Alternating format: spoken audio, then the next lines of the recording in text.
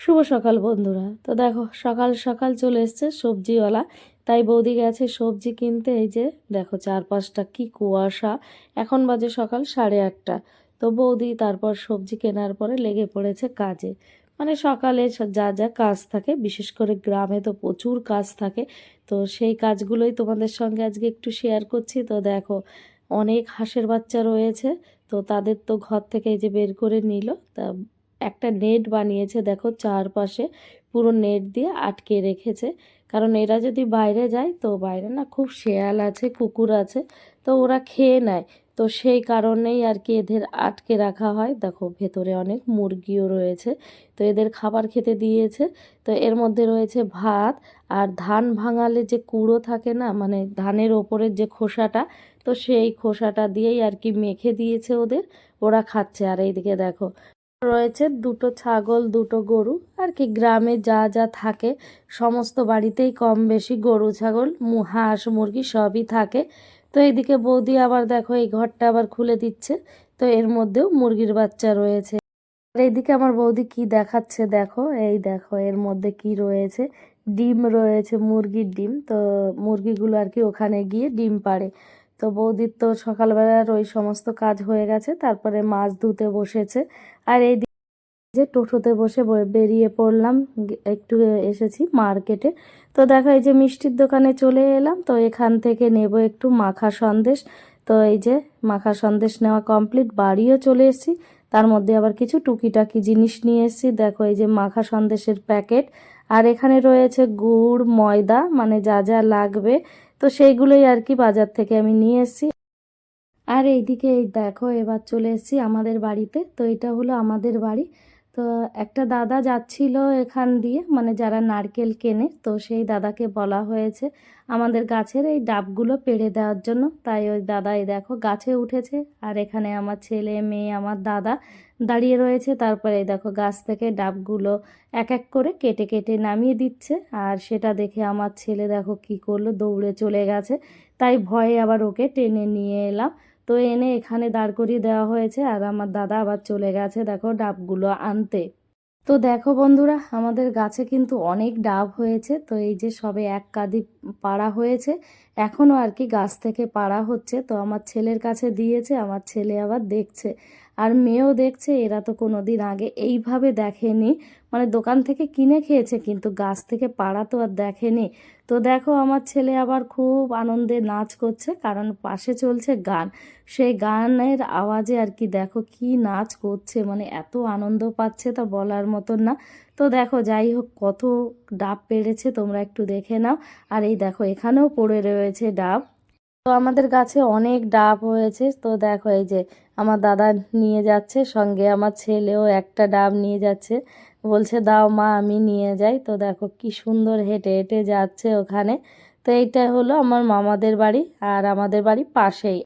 তো দেখো এই যে কত ডাব পেড়েছে একটা গাছ থেকে। তো এই সমস্ত ডাবগুলো এখন কেটে কেটে পরিষ্কার করে নেব, তারপরে এগুলো নিয়ে বাড়ি যাব।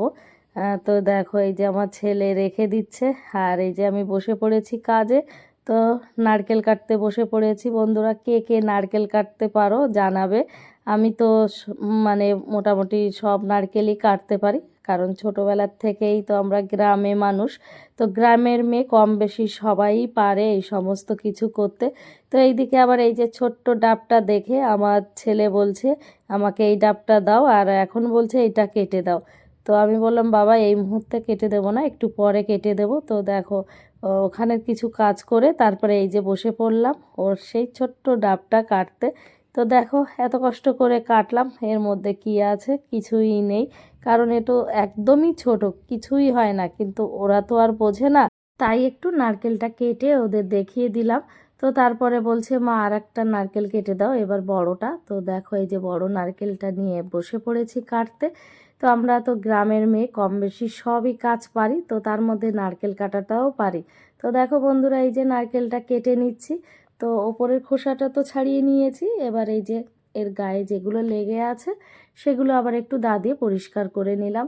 তো দেখো এবার পরিষ্কার তো করা হয়ে গেছে, নারকেলটা আবার একটু ফাটিয়ে নিচ্ছি দা দিয়ে। তো এই যে এইভাবেই আর কি জলগুলো বের করে নিলাম। তো দেখো খুব বেশি জল বের হয়নি। যাই হোক, তবুও দেখো এই যে নারকেলটা কাটলাম, এবার অবস্থাটা দেখতে পাচ্ছ।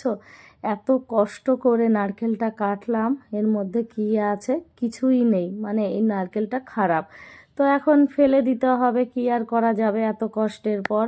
তো তারপরে এই যে এরা বলছে এবার অন্য ডাব খাবে, তো আমি আর ওইভাবে কাটলাম না, কারণ এগুলো ডাবই রয়েছে, এর মধ্যে নারকেল হয়নি এখন। তাই শুধু শুধু ওইভাবে কাটাটা ফালতু, তো সেই কারণে আর ওইভাবে করলাম না। এখন এই ডাবগুলোর মুখের কাছে কেটে কেটে এই যে ওদের জল বের করে দিচ্ছি। আর দেখো এই ডাবটার থেকে কত জল বেরিয়েছে, পুরো 1 গ্লাস, আরও কিন্তু রয়েছে, তাই ডাবটা আমার হাতে। এদিকে এই যে ছেলেকে ডাবের জলটা দিয়ে দিচ্ছি গ্লাসে, আর দেখো বসে রয়েছে, গ্লাসটা ধরে এখনও খাচ্ছে। আর এইদিকে আমি লেগে পড়েছি সেই ডাবটাকে আর কি কাটছি।